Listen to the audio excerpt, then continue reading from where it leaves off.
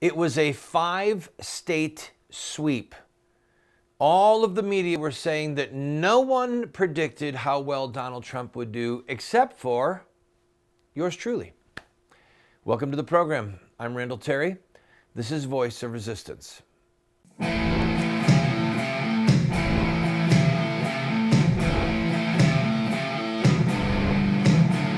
Those who forsake the law praise the wicked. Those who uphold the law resist them. Welcome to the Voice of Resistance. Here's your host, Randall Terry. Hi, friend. You have, hundreds, thousands of potential programs that you can watch? Literally, forget satellite and cable. Now we've got online television. And it's an honor for me to have you. And I'm going to make this point only to show you that your time on this program is well invested. Billy Bob, if you could put up the tool. This is a tool that we created for you to make your own predictions. This tool is static. It has not changed since we put it up almost 2 months ago. The only change that we actually made was that I got some bad information on the April date. It said April 29th for some of the states, but they were all April 26th, which was last night. Then there's this, which is my prediction of what would happen. This particular prediction was also made almost 2 months ago, and I predicted that Donald Trump, as of this morning, would be at 982 delegates. According to Associated Press, he is at 954. The issue is that most of the Pennsylvania delegates have not yet been counted. Now you can do the math. I made a commitment when we started this prediction that I would not change my prediction and I would not change the tool. Some people are very excited because they've been watching the show for some time and they think that my political analysis has been spot on. Some people are upset with me because they think that I have been promoting Trump, supporting Trump.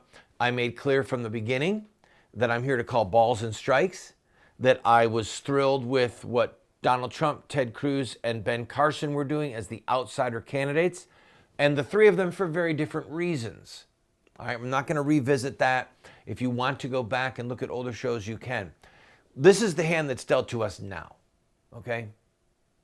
Right now. As of right now, Ted Cruz and John Kasich cannot win the nomination on the first ballot. The only way that they can win is if Donald Trump does not hit 1237 and he cannot win on the first ballot and then it goes to a second ballot. Given the current rules, the only person that could, by the rules, be the next president, or rather the next nominee, is Ted Cruz. See, the Republican rules say that you have to have won at least 8 states in the primary process. Only Trump and Cruz meet that threshold. So, would I be thrilled with a Cruz candidacy? Yes. I mean, he's arguably the most conservative in the Reagan frame that anyone is in this race. But I have to tell you this. I'm going to go on this quick rabbit trail. Actually, no, I'll wait till after the break. Let me go back to camera 1 here. I forgot some bad news about Ted Cruz. Very disturbing news, but I'm going to save it to the next segment. I want you to understand that I take this stuff in deadly earnest. All right? I made predictions 5-6 months ago that Donald Trump was going to be the nominee. And he is. He is going to be the nominee. And you can look for yourself on the prediction tool that I made that he is going to come in at over 1,300 delegates. Okay? It doesn't matter that John Kasich and Ted Cruz have made a deal. All right? That's been out there that they made a deal like I'll stay out of Indiana and you stay out of New Mexico. It doesn't matter. Okay? It doesn't matter. The momentum, the narrative has shifted. Donald Trump did better than everyone predicted he would do, by the way, except for me. I predicted that of the 172 delegates available last night, that he would get 165. The problem is that the rules of Pennsylvania are so bizarre that that's what's out of the equation right now. There are literally dozens of delegates in Pennsylvania that no one has reported publicly which way they are going to go. But that aside, my predictions were spot on. Randall, you're touting your own horn. I am, only because you have so many options of television programs that you can watch. You might as well watch this one because you're going to get stuff here that you don't get anywhere else. It's just the way it is. So let me take a break. When we come back, I'll bring you some distressful news that I heard from Ted Cruz. Don't go away.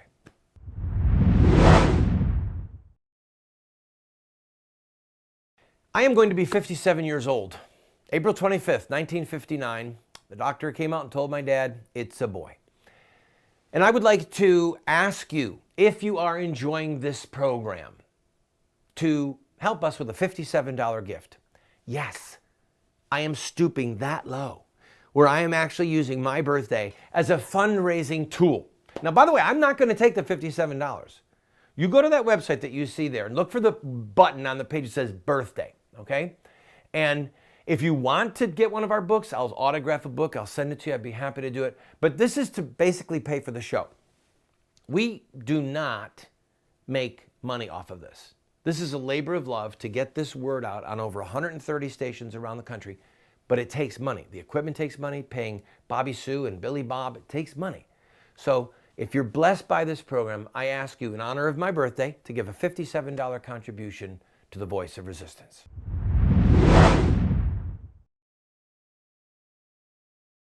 I want you to stay with me for at least one more segment because I've got to show you a birthday card that a couple of my sons gave me. They thought it was funny. They're still in their rooms without supper, breakfast, dinner. Oh, you want to mock your father in a birthday card? Oh, I'll show you what it's all about, Alfie. Stay with me because it's really funny. No, they're not in their rooms. I laugh so hard. All right. Ted Cruz, in an interview recently, said that it is the right of people to commit suicide. All right, we're going to play this clip. Just listen to the audio of it, okay? Listen. I assume you're not for assisted suicide because that's not towards life, or do you think people have a right to? I don't support doctors being engaged in the business of death. I think if a person chooses to take his or her own life, they have the right to do that. I don't support doing that. But I think each of us is a free and autonomous human being. There you have it.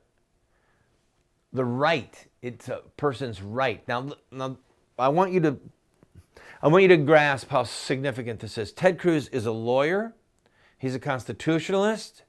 He understands the word right.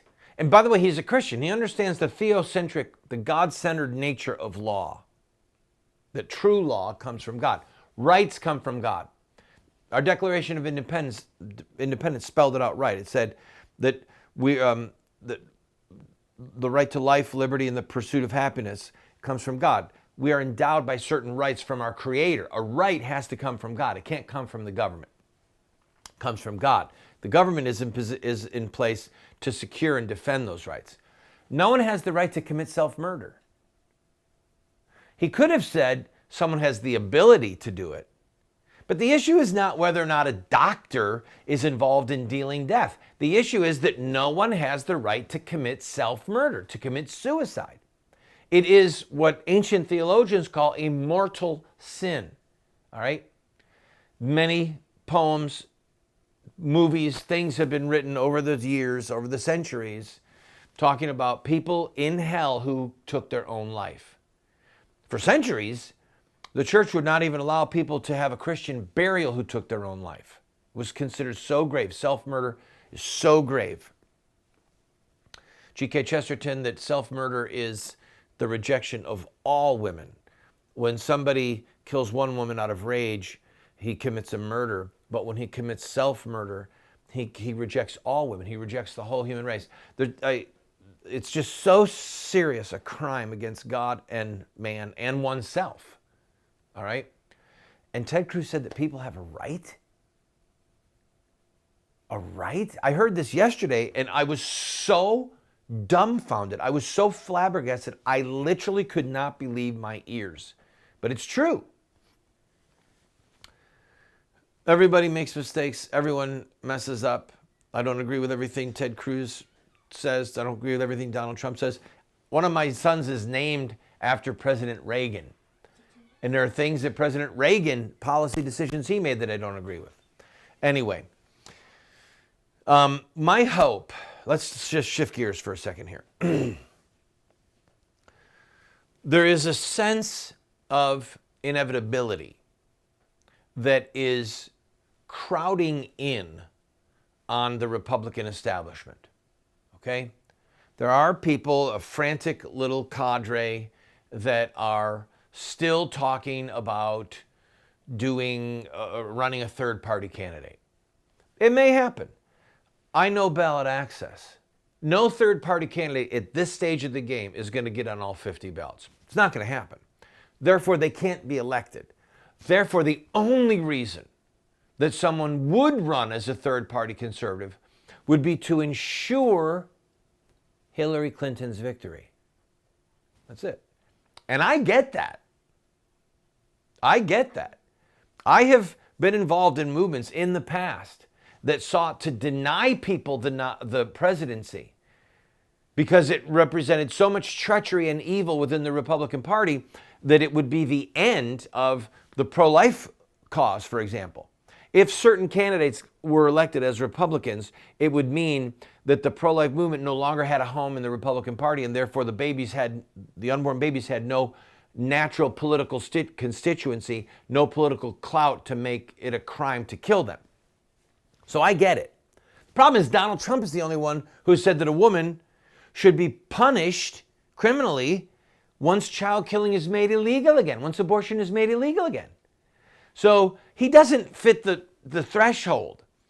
He doesn't fit the standard of why somebody would, in fact, run as a third. I know that I'm almost out of time here, but I got to finish this point and then go on. So this group of conservative Republicans that are frantic right now, they have to be set aside. I hope that they don't run a third-party candidate, but I think that they're not going to cause Trump to lose, even if they do. Third-party candidates, with the exception of Ross Perot in recent times, generally get under 1% of the vote.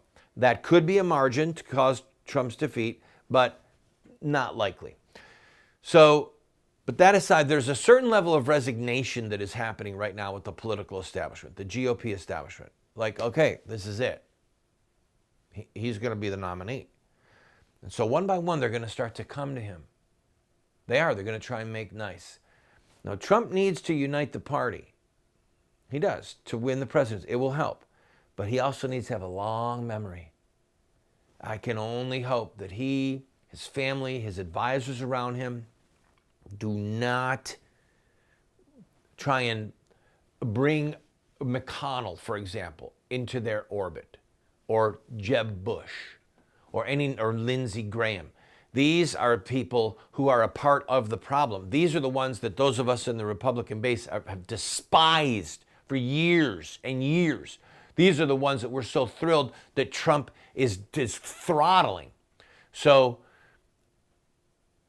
this inevitability that's happening is almost like it's almost like stages of grief with the Republican establishment. It's almost like stages of grief.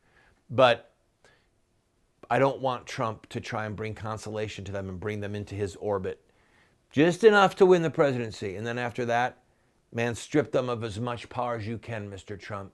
Strip them of as much power as you can. I've got to take a break. I'm way over on time. When we come back, I will show you the card that a couple of my sons gave me, who are now facing life in a detention center for criminal youth.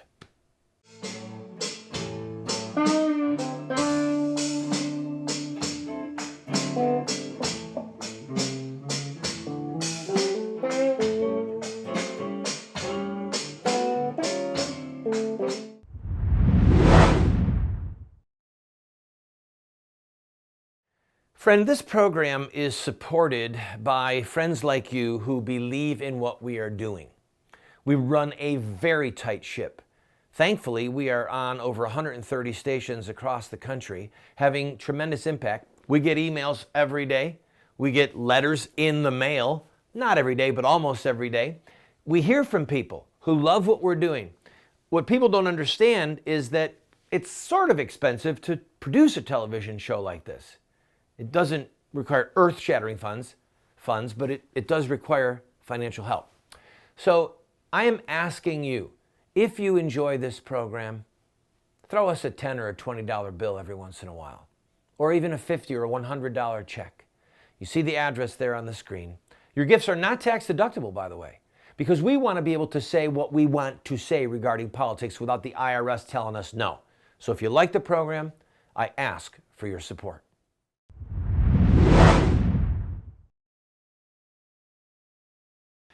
I would like to thank everyone who sent birthday cards, birthday emails, phone calls, people wishing me a happy birthday. Thank you. Thank you very, very much. And I'm sorry, Dan, it didn't work out. That fellow that I mentioned to you did not come through and help me get that really awesome guitar. But anyway, there is a card in my hand that represents tragedy, heartbreak, and sorrow. It was given to me by two of my sons who are now in hiding for their lives. Actually, let's get a close-up shot at the front. Okay, Dad, at last, there's a talking action figure for people your age. All right, now back on me, and I'm going to open it. Here it is. Ow, ow, my back. Oh, over here. I gotta lay down. I laughed so hard when I heard this. Can we do it again? I'll get it really close to my microphone, then you can look at the inside picture. Here we go. Ow, my back. Oh, over here. I gotta lay down. We probably played that thing 20 times last night. Yeah, that's the superhero side of me right there. All right, let's go back to politics. Hillary won 4 out of the 5 contests.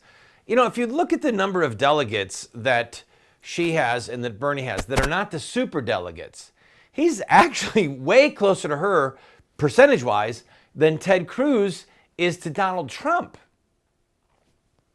And Trump last night in his victory speech said that maybe Bernie Sanders should be considering a third-party run. All right, let me focus for a minute on reality, okay? There's a couple elements of reality, and some of them, they're sequential. Reality number 1 is Trump is going to win Indiana, okay? He's going to win Indiana. It doesn't matter that Kasich said, well, I won't spend money there, and then Cruz is going to supposedly do well. But by the way, the Kasich-Cruz pact really ticked off Kasich's workers on the ground. Think about that. They've spent a lot of time working their hearts out there, and then suddenly they get wind through the media that they're all supposed to throw their weight and their vote and their time and all the lost months behind Ted Cruz. They were angry, and Cruz is just not going to win. The momentum, the narrative has shifted. So that's reality number 1. Reality number 2 is Trump is going to win the nomination. All right? Go to the website, voiceofresistance.com, and use the delegate tool that we created so that you can do the math yourself. You're not at the mercy of Fox and CNN and MSNBC. You've got a tool that we provided for you. It's separate from my predictions. So you can just look at the date, look at the primary, look at how many delegates, look if it's winner take all or if it's proportional, if it's by congressional district, and you can do the math yourself, all right? Trump is going to be the nominee. So here's our next step towards reality. What do we do with that fact? Do we vote for him? Do we hold our nose and vote for him? Do we enthusiastically get behind him? Do we stay home? Say, I'm not going to vote. Do we write in a candidate? Do we vote for a third-party candidate? Do we, heaven forbid, vote for Hillary Jezebel Clinton? I'm sorry, I shouldn't call her Jezebel. I'll stick with Trump's moniker, Crooked Hillary. That's the reality, people. It's time to stop wishful thinking and just face the facts. I'll be right back. One quick segment coming up. Thanks for being with me. Don't go away.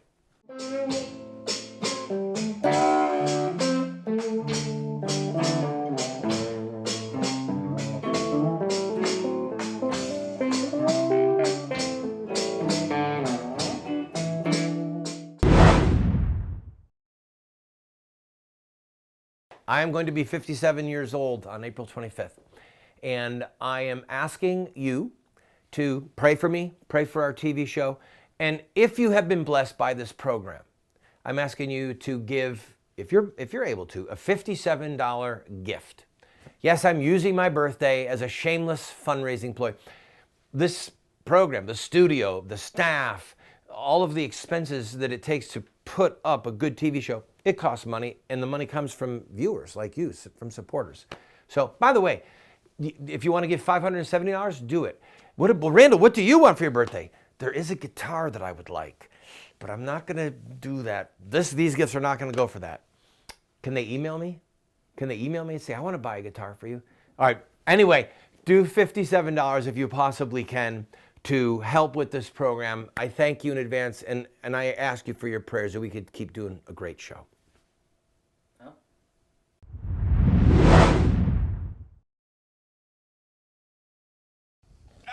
my back! Oh, over here. I gotta lay down. I love this card. I do. I actually love this card. All right. If Donald Trump gets the nomination, or Ted Cruz, if Trump falls short and Cruz gets the nomination at the convention, then those of us who want to slow the descent of America into hell have to, in my opinion, have to vote for one of those two. But I want to, for the closing segment of this program, I want to put my polls in the ground regarding a Trump presidency. This is a call out to Christian activists, Christian political activists, cultural warriors, pro-lifers, people fighting for marriage. This is a call to you now, okay? Put principle ahead of party. Put principle ahead of the presidency. It's an interesting fact that one of the worst things that happened to the religious right was the election of George W. Bush. The religious right, the moral majority, the different organizations, Operation Rescue, different groups, although we were more of a street activist group, but there was a very interesting article written that said that the Christian Coalition was born, actually it was part of a thesis of a book, that it was born because of Operation Rescue. Operation Rescue was a street movement, and Pat Robertson and Ralph Reed capitalized on that and created the Christian Coalition. Put principle first. So if we see a Trump presidency, which I believe we are going to have, then we just hold God first. Trump has said he wants to make it a crime to kill babies. Well, that means we hold his feet to the fire. That means we hold him accountable to his promises.